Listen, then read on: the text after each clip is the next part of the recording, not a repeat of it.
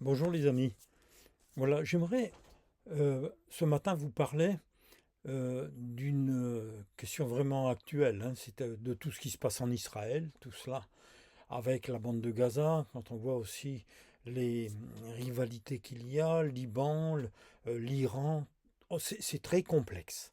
Mais j'aimerais quand même vous amener une réflexion parce que beaucoup de gens ont peur, on dit ah, ça y est, ça va être la troisième guerre mondiale, c'est quelque chose de terrible qui est en train de se passer, quand on voit l'Ukraine, aussi la Russie, tout cela. C'est-à-dire, il y a beaucoup de confusion dans le monde, et il y a beaucoup d'informations aussi, et les unes contredisant parfois les autres. Moi, je vous dirais une chose, hein, c'est déjà quelque chose d'extraordinaire. N'ayez pas peur, pour vous qui croyez en Jésus, n'ayez pas peur. La parole de Dieu nous montre que l'Éternel entoura Israël, il prit soin de lui, il le garda comme la prunelle de son œil. Vous savez, on a besoin de revenir un peu en arrière. Après la défaite de l'homme envers Dieu par sa désobéissance, vous savez, Dieu s'est cherché un peuple qui lui obéisse pour lui appartenir. Et Dieu trouva un homme docile en Abraham. Abraham, hein, que, qui est le père des croyants. Et aussi bien les juifs le réclament comme père des croyants, euh, les musulmans le réclament comme leur père aussi des croyants, et les chrétiens aussi. Genèse chapitre 12, verset 1 à 3 dit, l'Éternel dit à Abraham, va-t'en de ton pays, de ta patrie, et je te montrerai de la maison de ton père, pardon, et dans le pays que je te montrerai.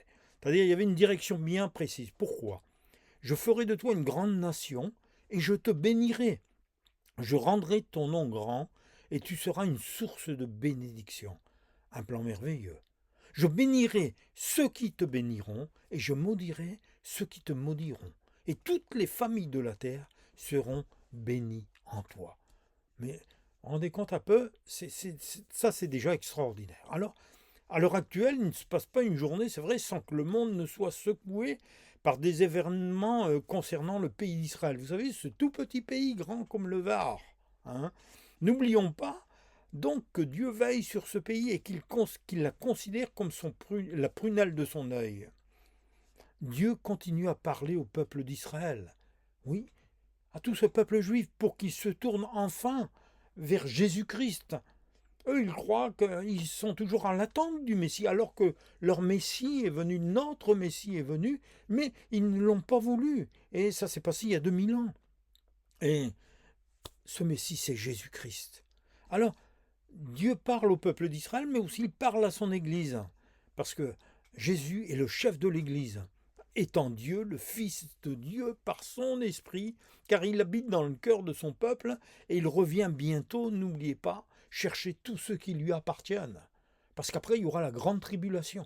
Et là, mes amis, merci Seigneur de ce que nous serons partis, parce que ça va être quelque chose de terrible.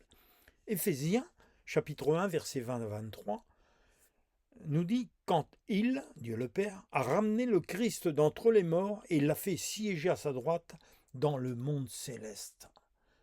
Dieu a à sa droite Jésus-Christ. Dieu est assis sur son trône et à sa droite il y a Jésus-Christ. Et la Bible nous dit que le Christ y est placé au-dessus de toute autorité, de tout pouvoir, de toute puissance, de toute domination et de tout autre titre qui puisse être cité non seulement dans ce monde-ci, mais aussi dans le monde à venir. Et que Dieu a mis toutes ces choses sous les pieds du Christ. Il l'a donné à l'Église comme chef suprême. L'Église, c'est le corps du Christ. C'est en elle que le Christ est pleinement présent, lui qui remplit tout l'univers. Là déjà, je dirais, toutes les bouches sont fermées. C'est-à-dire que ce soit tous les grands, les présidents, les rois, les généraux, toutes les hautes autorités, tous ceux qui ne consultent pas Dieu et qui veulent faire, je dirais, leur soupe eux-mêmes en voulant régler les problèmes mondiaux, ont oublié qu'il y a un Dieu qui règne et qui est assis sur son trône, et que c'est son Fils, Jésus, qui a reçu toute autorité. Justement, ça c'est la vérité. Deutéronome chapitre 32, versets 9 à 11, il est dit que, au travers d'Israël, Il, c'est-à-dire Dieu, s'est réservé le peuple d'Israël. Il a mis sous sa protection les descendants de Jacob.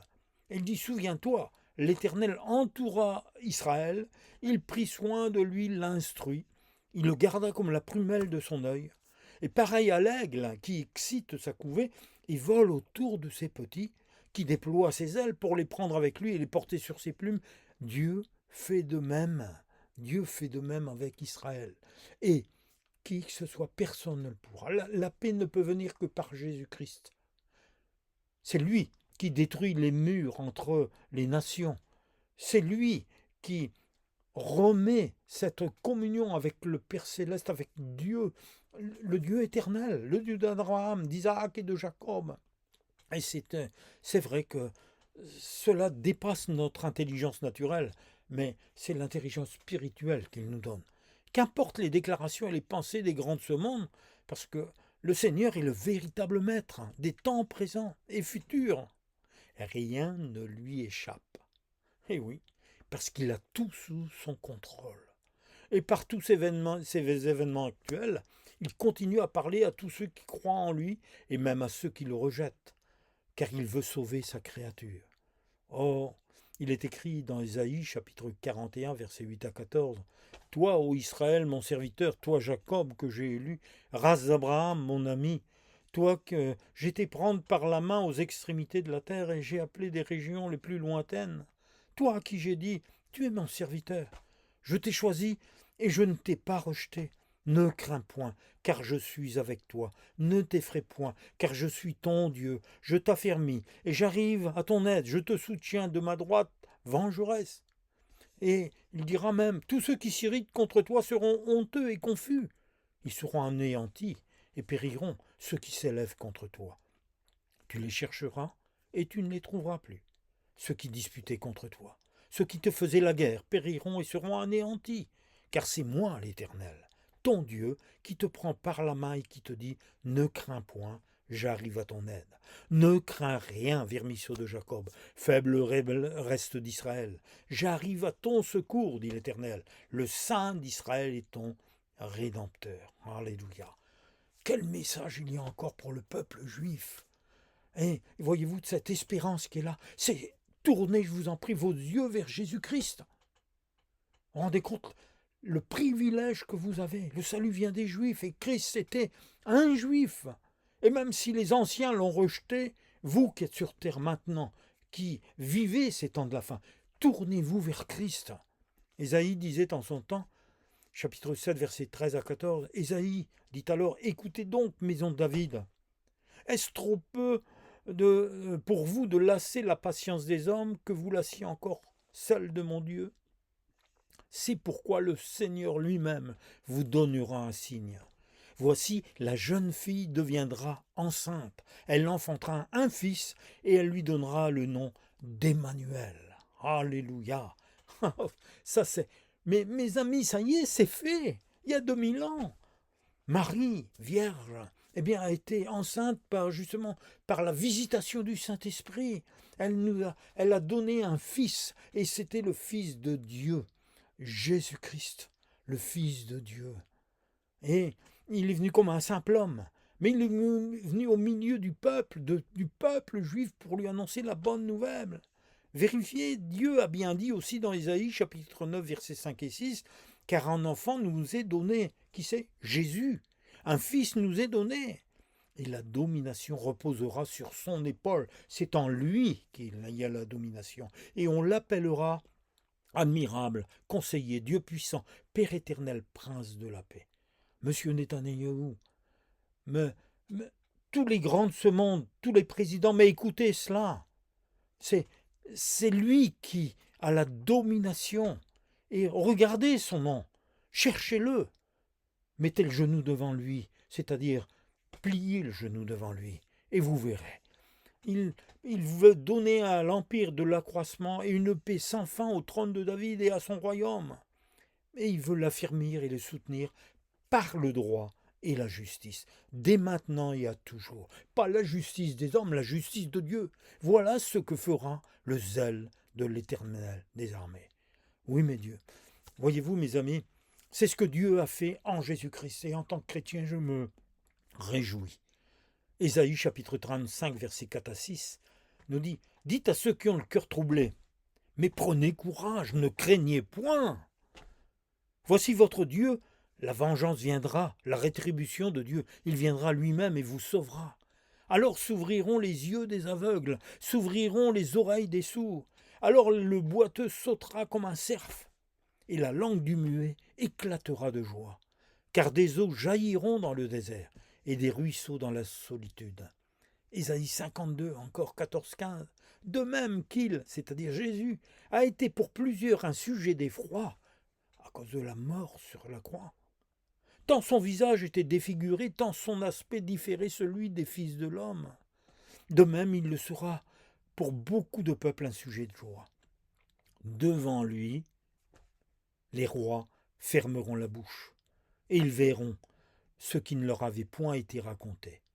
Ils apprendront ce qui n'avait point été entendu. Isaïe chapitre 53, verset 1. Qui a cru à ce qui nous était annoncé? Qui a reconnu le bras de l'Éternel au travers de la venue de Jésus? Isaïe 53, 10. Il a plu à l'Éternel de le briser par la souffrance, après avoir livré sa vie en sacrifice pour le péché. Jésus, qui a livré sa vie pour le péché, eh bien il verra une postérité et prolongera ses jours. Et l'œuvre de l'Éternel prospérera entre ses mains. Alléluia. Voyez-vous, mon cœur est vraiment dans la joie. C'est extraordinaire. Je dis, Seigneur, tu es formidable quand même. Hein.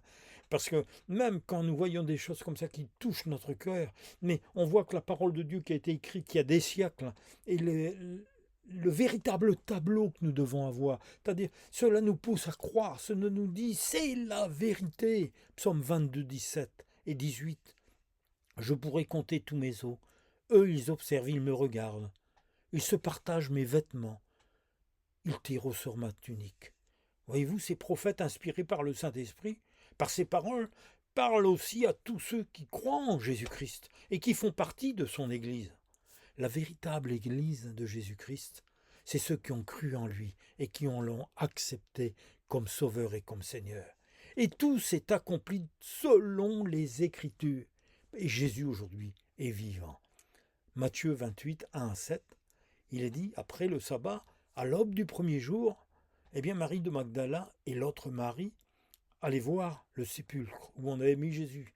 Il était mort 3 jours avant. Et voici, il y a eu un grand tremblement de terre, car un ange du Seigneur descendit du ciel, il vint rouler la pierre et s'assit dessus. Quelle puissance! Son aspect était blanc comme l'éclair, et son vêtement blanc comme la neige, pardon. Les gardes tremblèrent de peur. Les légionnaires, là, ont eu les genoux qui s'entrechoquaient et devinrent comme morts.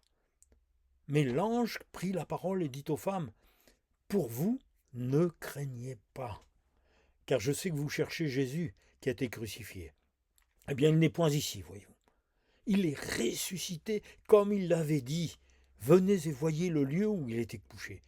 Et allez promptement dire à ses disciples qu'il est ressuscité des morts. Et voici, il vous précède en Galilée, c'est là que vous le verrez. Voici, je vous l'ai dit. » Oh, quel amour, quelle chose extraordinaire. Dieu dépêche un ange, il roule la pierre du tombeau, et là, le tombeau est vide. Jésus est ressuscité, et il va apparaître à des dizaines, et même jusque plusieurs centaines de personnes, lors de son passage, je dirais son dernier passage, après sa résurrection, avant de monter vers le ciel pour s'asseoir à la droite de Dieu. Ces textes, voyez-vous, nous montrent l'amour protecteur incommensurable de notre Dieu et le besoin de savoir qu'il nous aime, de connaître son amour de Père parce que nous lui appartenons. Nous sommes devenus par Jésus ses enfants. Galates chapitre 4 versets 6 et 7 nous dit « La preuve que vous êtes bien ses enfants, c'est que Dieu a envoyé dans nos cœurs l'esprit de son Fils et l'esprit crie « Abba, Père ». Ainsi tu n'es plus un esclave, mais tu es enfant. Et puisque tu es son enfant, Dieu te donnera l'héritage qu'il réserve à ses enfants. Vous savez, là, les impôts n'ont rien à voir. Rien, tout ça c'est terminé. nous avons un héritage dans le ciel. Et Jean chapitre 6 verset 57 nous dit, comme le Père qui est vivant m'a envoyé, et je sais et je vis par le Père, c'est ainsi celui qui me reçoit, c'est-à-dire qui me mange, qui me prend, qui me prend comme sauveur, comme Seigneur. Et lorsqu'il prend la Sainte Seine, ce pain qui le vivifie, ce vin qui le purifie, eh bien il vivra par moi. Voyez-vous, malgré les jours sombres qui s'accumulent et que nous traversons, nous savons que Jésus nous protège. Il nous garde, comme la prunelle de ses yeux, comme avec Israël. Et au grand déplaisir du prince de ce monde, Satan, qui insuffle toujours des idéologies destructrices par tous ceux qu'il domine. Notre Père céleste, au travers de son Fils unique, Jésus, dévoile devant le monde entier son amour. Il nous aime et qu'il est notre protecteur et notre refuge. Mes amis, sa parole est vivante, elle nous parle. C'est vrai, dans la simplicité, mais avec profondeur, par des images touchantes, comme celle de l'aigle qui veille sur ses petits. Deutéronome chapitre 32, versets 10 et 11. Souviens-toi, l'Éternel entoura Israël, il prit soin de lui, il le garda comme la prunelle de son œil. Pareil à l'aigle qui excite sa couvée et vole autour de ses petits, il déploie ses ailes pour les prendre avec lui et les porter dans ses plumes. Même dans Zacharie, chapitre 2, versets 8 et 13, encore la parole nous dit « Car ainsi parle l'Éternel des armées, après cela viendra la gloire. Il m'a envoyé vers les nations qui vous ont dépouillé, car celui qui vous touche, touche à la prunelle de son œil. Voici, je lève ma main contre elles, elles seront la proie de ceux qui leur étaient asservis. Et vous saurez que l'Éternel des armées m'a envoyé. » Et ça, c'est Jésus qui a été envoyé. Poussez des cris d'allégresse et réjouis-toi, fille de Sion. Vous, donc le peuple d'Israël, mais aussi, fille de Sion, je dirais, vous aussi, l'Église de Jésus-Christ. Car voici, je viens et j'habiterai au milieu de toi, dit l'Éternel. Beaucoup de nations s'attacheront à l'Éternel en ce jour-là et deviendront mon peuple. J'habiterai au milieu de toi et tu sauras que l'Éternel des armées m'a envoyé vers toi. Et oui, ça arrivera plus tard, lorsque les temps seront accomplis. Zacharie 12, 1 à 3. Il dira, ainsi parle l'Éternel qui a étendu les cieux et fondé la terre et qui a formé l'esprit de l'homme au-dedans de lui. Voici, je ferai de Jérusalem une coupe d'étourdissement pour tous les peuples d'alentour, et aussi pour Juda dans le siège de Jérusalem. En ce jour-là, je ferai de Jérusalem une pierre pesante pour tous les peuples. Tous ceux qui la soulèveront seront meurtris, et toutes les nations de la terre s'assembleront contre elle. Malheureusement, c'est ce qui va arriver bientôt. Avec les nations, je dirais, tout ce qui se prépare au niveau des Nations Unies. Un jour vont se révolter et vont marcher contre Israël. Ces 197 peuples qui ont signé la charte, eh bien il va se passer des choses terribles. Et Zacharie dit, chapitre 12, versets 10 et 11, il dit, mais alors je répandrai sur la maison de David et sur les habitants de Jérusalem un esprit de grâce et de supplication. Merci Seigneur. Et ils tourneront les regards vers moi. Écoutez ça, chers amis, vers celui qu'ils ont percé. Ils pleureront sur lui comme on pleure sur un fils unique. Ils pleureront amèrement sur lui, comme on pleure sur un premier-né. En ces jours-là, le deuil sera grand en Jérusalem, comme le deuil d'Adadrimon dans la vallée de Méguidon. Le mystère de Jésus, la parole qui a été faite chair. Il veut entrer en profondeur dans notre cœur, ce mystère, pour raviver nos forces par la vigueur de son esprit, et l'imprimer dans notre mémoire, pour fortifier la foi de tous les peuples. Ah oui, raviver la mémoire. C'était M. Devilliers qui en parlait dernièrement. Raviver la mémoire du peuple de France. Mais je vous dirai autre chose, raviver votre mémoire. Eh bien, c'est beaucoup plus grand sur tout ce qui s'est passé. Lisez la Bible et vous verrez un peu. Dans votre mémoire, vous mettrez tout ce qui s'est passé et vous découvrirez le Dieu, l'unique, le seul Dieu. J'aime cette description parce qu'elle nous révèle que la prunelle de l'œil, vous savez, elle est aussi soigneusement protégée. J'ai lu cela, Notre os frontal est très épais et il la garantit contre les coups. Nos sourcils la préservent de la sueur. Nos cils la protègent de la poussière. Et notre paupière nous protège d'une lumière trop vive. Et nos glandes lacrymales la nettoient sans cesse. Que tu es grand, Seigneur. Tu as tout prévu. Ton intelligence créatrice n'a pas de limite. Tu as fait de nous des créatures merveilleuses et tout ce texte prend vie dans mon esprit. Car je suis à toi, tu m'as racheté, je t'appartiens. Tu es mon Dieu, Jésus, mon Sauveur, celui qui m'a fait naître de nouveau, qui vit en moi par ton Saint-Esprit. Et c'est vrai ce que disait Ésaïe 43, 1, 3 et 4 et 7. Ainsi parle l'Éternel, celui qui t'a créé, ô Jacob, celui qui t'a formé, ô Israël. Ne crains point, car je t'ai racheté, je t'ai appelé par ton nom. Tu es à moi. Je suis ton Dieu, ton Sauveur. Tu es précieux à mes yeux, digne d'estime, je t'aime. Je t'ai créé, je t'ai formé, je t'ai fait pour ma gloire. Tu portes mon nom. Ne crains point, car je suis avec toi. Mes amis, soyez bénis et ne vous laissez pas troubler. Peuple d'Israël, tournez vos regards vers Jésus. Il y a encore temps. Tournez vos regards vers Jésus. C'est lui qui vous bénira, c'est lui qui viendra vous sauver. Dieu est au contrôle et il secourt tous ceux qui lui obéissent. Et le meilleur exemple est Abraham. Actes chapitre 3 verset 25. Vous êtes les fils des prophètes et de l'alliance que Dieu a traitée avec vos pères, en disant à Abraham, toutes les familles de la terre seront bénies en ta postérité. Eh bien, Galates dira dans le Nouveau Testament, chapitre 3 versets 7 et 8, reconnaissez donc que ce sont ceux qui ont la foi qui sont fils d'Abraham. Aussi l'Écriture, prévoyant que Dieu justifierait les païens par la foi, a d'avance annoncé cette bonne nouvelle à Abraham, toutes les nations seront bénies en toi. Mes amis, que notre tendre Père Céleste, qui manifeste sa grâce tous les jours, eh bien, soit adoré, loué, glorifié à jamais. Prions, Seigneur, bénis mon Dieu, mes frères, mes sœurs. Bénis, Seigneur, le peuple d'Israël, Seigneur, tous ceux, mon Dieu, qui s'attachent à toi, qui te cherchent, mon Dieu. Oh, Jésus, révèle-toi à leur cœur pendant qu'il est encore temps, Seigneur, que beaucoup se tournent vers toi, Seigneur, malgré tout ce qui est en train d'arriver, Seigneur, parce que là, Seigneur, tu t'appelles le prince de la paix, tu mets la paix où il y a la haine, tu mets la guérison là où il y a les blessures, tu redonnes un espoir, Seigneur, tu remets tout en place, Seigneur. Oh mon Dieu, nous te prions au nom de Jésus, encore, que beaucoup soient touchés. Et si ce message, eh bien, vous a touché, eh bien, n'ayez pas peur de le partager. Amen.